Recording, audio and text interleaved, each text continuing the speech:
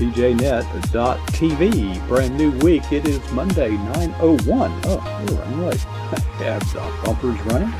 And we will be welcoming the 254th first-time guest on our program who is waiting in our green room, our bumpers running. We are streaming. We'll start a countdown to Studio 33 Alpha, starting now.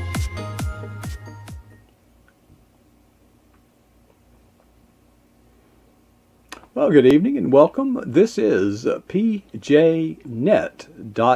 I'm Coach Prasick, and I sit here Monday through Thursday and talk to the world's most interesting people, everyday Christians sharing their walk with Christ on our screen. And we have a first-time guest tonight, all the way from the, well, not just the West Coast, I believe it's almost the Northwest Coast, just perhaps miles away from the Canadian border. We'll welcome to the big screen, Cynthia Cavanaugh. How far are you from Canada, Cynthia? I am exactly in the car, abiding by the speed limit, 7 minutes from the border. Okay. Well, I'm about 7 minutes from the Georgia border here in Florida. So very well, a little different. You need a whole barrage of papers to cross the border these days. I have been to your neck of the woods. I was on a cruise with Dr. Tony Evans to Alaska. Okay. I flew into Seattle. What's it called?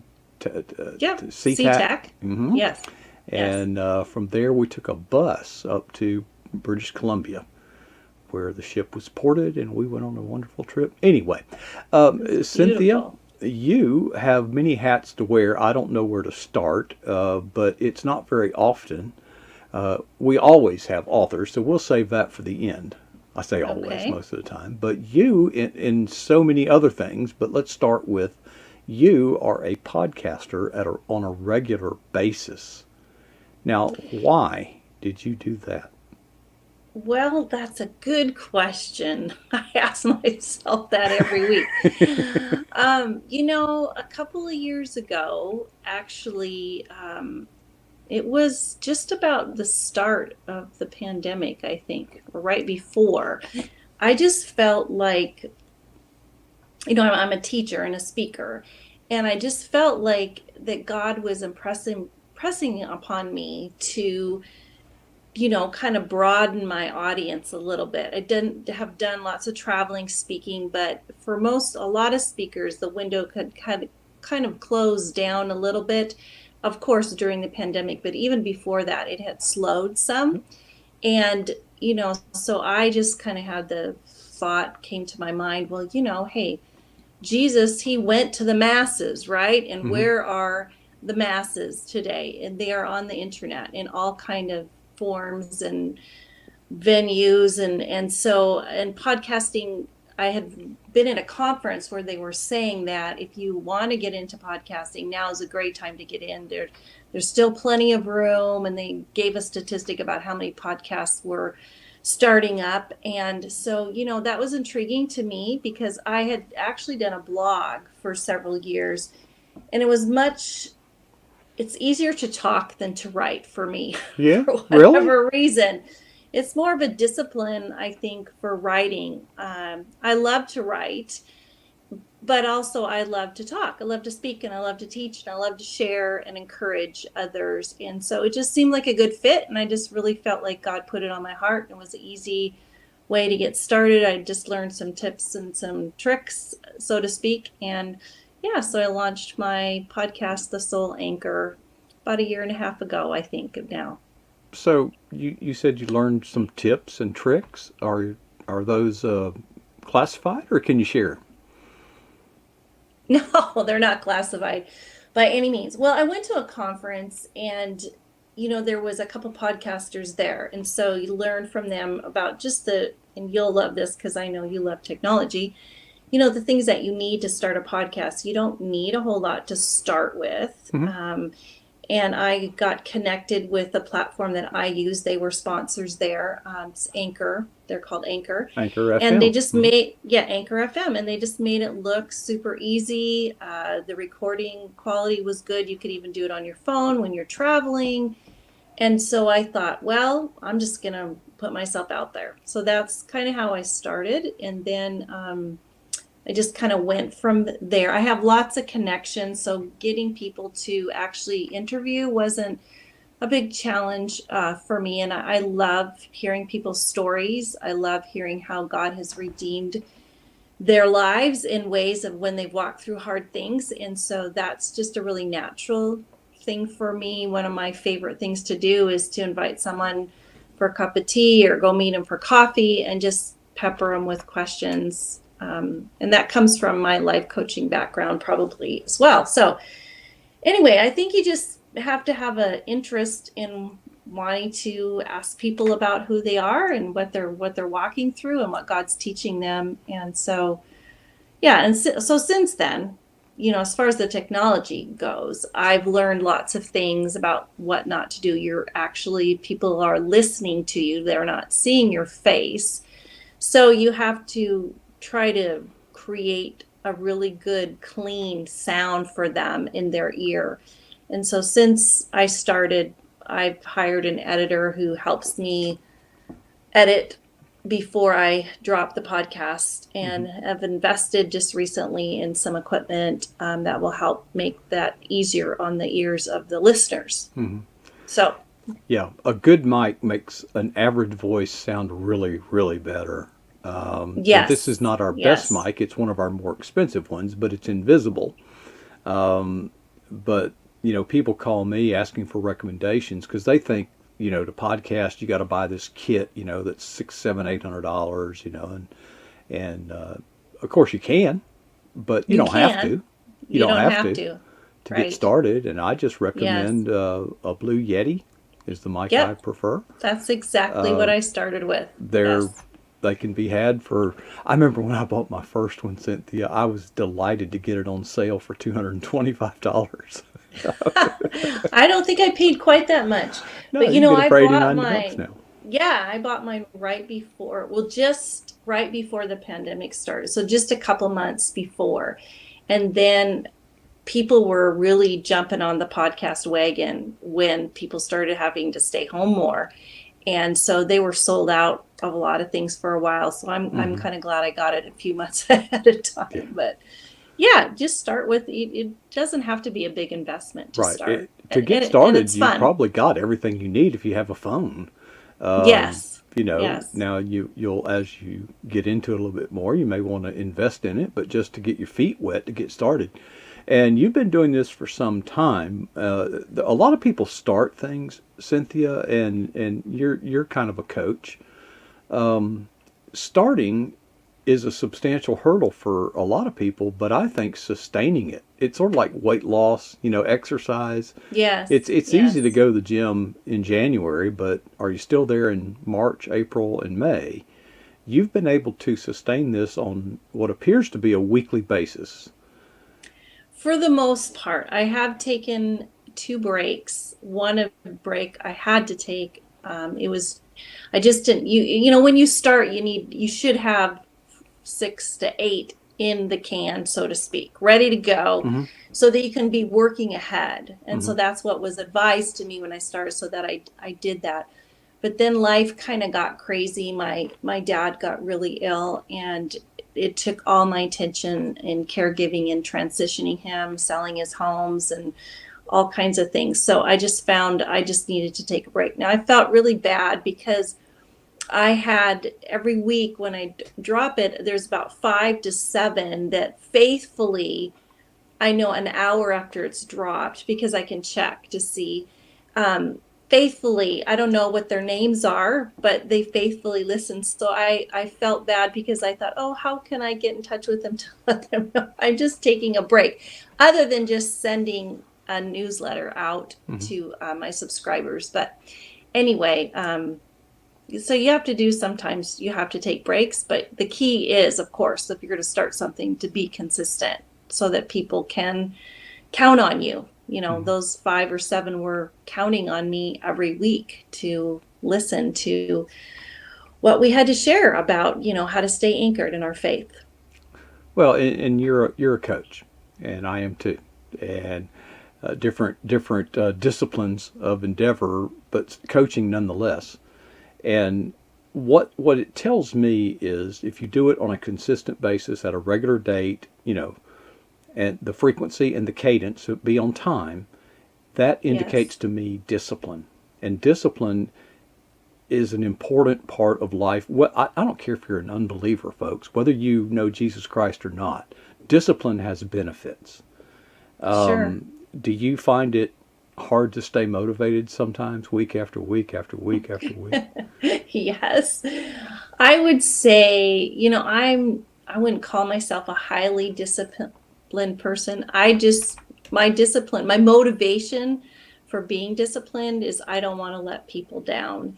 And if I say I want to be a woman of my word, and so if I say I'm going to deliver something or if I'm going to start a project, I want to be able to finish it. And I think that's true with anything in life. People, that's what integrity is about. If people know that they can count on you by what you say, then they're going to be more likely to be able to trust you. And it's the same even with my walk with God, my relationship with Jesus. I want my life to reflect faithfulness. And so I don't really want to let God down. Now, I know theologically, I can't really let him down. He's still going to love me no matter what, but he still expects a measure, a standard. He still expects me to be faithful. He wants me to be faithful because it's for my benefit. And it's to make sure that, I can live the life that he's called me to live. So, but yes, as a coach, discipline is very, very important. I have an easier time, Mark, motivating other people than motivating myself. Yeah. So, Well, but I think that's true. motivation comes up often, in coaching, but I'm not big on motivation because that's a feeling, that's an emotion, Yes, and it's it cannot true. be, therefore cannot be counted on. Okay. I promise you, I'm not motivated ever to go out and run. Never. That's true. Yeah, it's a But good point. you can summon discipline when motivation is absent. Yes, it's Okay. true. Now, is it That's better to good. be motivated? Well, of course it is. And but if you count, people say, "Well, I just can't get motivated." Well, I don't care. I don't care if you're motivated or not. Just do it. And now, tell me about your coaching. Are you coaching in life coaching, coaching editing, book writing? What kind of coaching? Or do you coach football or something? I don't know. No, I love football. I watched football. We raised all boys, and a few of them played football. So I love football. Not too happy with our team this last year, but oh well. We're hoping for a reset here in Seattle. But I've done some life coaching. I'm currently not doing a lot of life coaching at the moment, but currently what I am doing is author coaching. So I'm not, the detailed like copy editor person. Content coaching, author coaching is more helping people take their ideas and put them into a structure and, kind of showing them what's missing and then encouraging them to things that will, make their book round out their book, whether it be a memoir or a Bible study or a devotional, things that will, those elements that are really key. So yeah, and I love coaching authors, new authors in particular, because I remember the day when I was first starting myself, and you need lots of encouragement. A lot of times when it comes to coaching, people wait too late to engage the coach. At that point, a lot of damage has already been done. You have to work on what the people that are out there saying, "I don't need a coach. I got this. I got this. God told me to do it, and I got this." What do you tell them? Well, that's a really good question. I find it really hard to deal with people who feel they've got it, and it means that they're not teachable, right? Hmm. And if they want their book in particular, a writer, to be the best that it can be. No, I mean, I have writer friends who have written multiple books. I'm talking about like 60, 70 books. They are still growing and learning, and they also have coaches because Hmm. they want to bring something of excellence that God is giving them. So I would probably ask questions rather than tell them something like, well, what do you hope to do with this? And do you feel like, who's your target audience and how are you going to reach them? And if this isn't a part of your book, then where do you think this is going to go? And usually, this as a good coach, hopefully you're asking questions that help them to discover that maybe that path isn't the best path to go to. But I definitely have had people that just say, I think I got this. And I'm like, okay, good. Call me when you need me, right? Because you can't help someone who isn't open, who's not teachable, and who thinks that they have an angle on writing, but yet, they're not published or they think they're going to be the next New York Times bestseller. Well, and then when you bring in the specter of God told them to do it, it's difficult to disengage them, emotionally and spiritually. Well, God may have told you to do this, but God also says seek the counsel of many. It doesn't mean you have to do it by yourself. Yeah. Right. And when someone says that to me, I ask a lot of questions because, I think whenever anybody plays the God card, it's hard to argue with that. I know.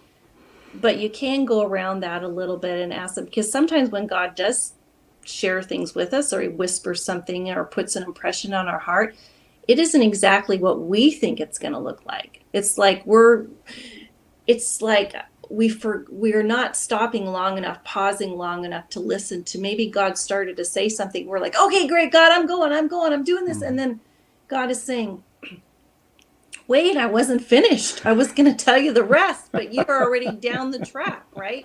So I think that happens with a lot of us, myself included. And we don't really pause and listen to everything that God wants to say about that particular thing that he is impressing upon our heart.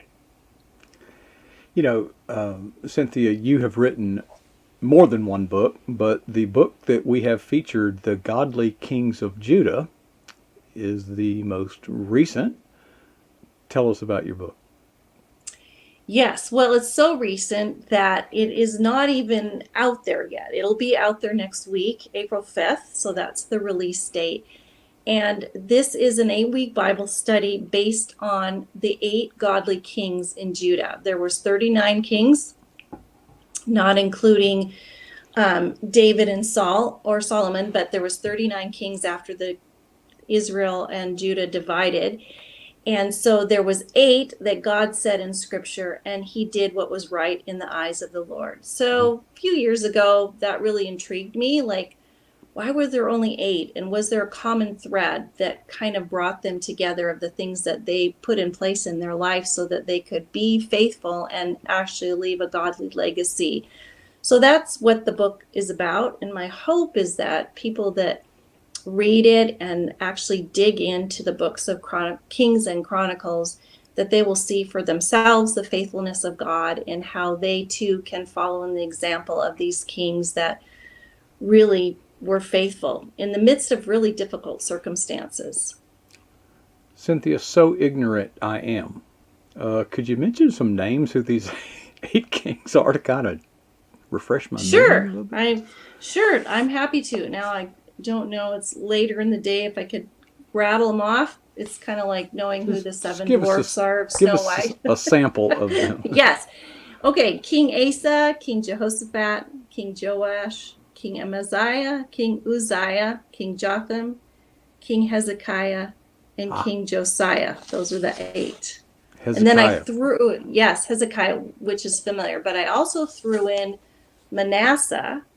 He was one of the longest rulers in the kingdom of Judah. He was one of the most vile and evil and wicked kings, but he repented at the end of his reign. So I wanted to throw that in, because knowing that there's always second chances, right? God always will turn to a heart that's repentant.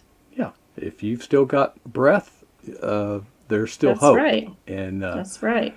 Well, we're out of time. I wanted to give. Is there any? We didn't cover a whole lot. There's a whole lot more to your life. Anything you want to mention real quick? Your your anchor. Tell them whatever you want to say. I'll give you a minute. Sure, sure. Well, if you're interested in the Godly Kings of Judah, I'm starting an 8-day challenge on Monday, April 4th. And so it's to give you a little taste of the study, and it's going to be kind of fun. Do faith bites, faith prayer, a little action step every day. For those of you, and myself included years ago, studying the Old Testament just seems a little bit daunting. So it's just tackling it one bite at a time. So I'd invite you to join me on that challenge. Marvelous. Well, Cynthia, I'm sorry we're out of time. Maybe we'll do this again after your book comes out, perhaps, and learn. Because folks, if you go to CynthiaCavanaugh.com, I put it on the screen. You can find out more. But maybe we can have you back, and we'll have we won't have a second guest or something. But we've got more. But thank you for sharing. Out. I know it's supper time where you're at. So do I need to dismiss you to go eat? Yes, my husband is waiting, but that's fine. But thank you so much for the privilege of sharing with you today. Well, we've enjoyed it. Thank you for your work and your word and your testimony and your ministry. So, the very best of you. And until next time, we'll see you then. Okay, thank you. All right, Cynthia Cavanaugh here on pjnet.tv. The fun is not over. In just a few moments, at the bottom of the hour, we have something special going on.